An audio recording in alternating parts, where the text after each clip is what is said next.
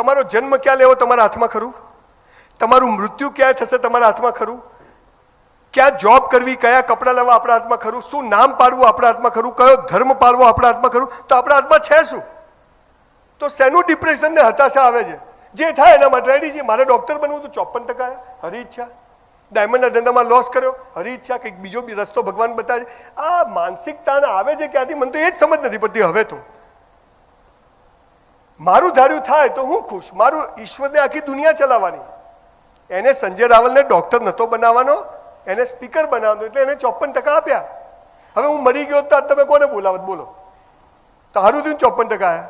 તો તમારી સાથે તમારો જીવનસાથી ખરાબ કરે છે, તમારું મેનેજમેન્ટ ખરાબ કરે છે, તો એ સારા માટે થાય. હું તો સાહેબ એમ કહું છું કે આપણી જાતને જેટલો પ્રેમ કરવો ને કે હાલા કોઈના પ્રેમની જ જરૂર ના પડે. આ સમજ જ્યારે આવી જાય ને ત્યારે કોઈ ચીજ તમને હલાવી શકતી નથી.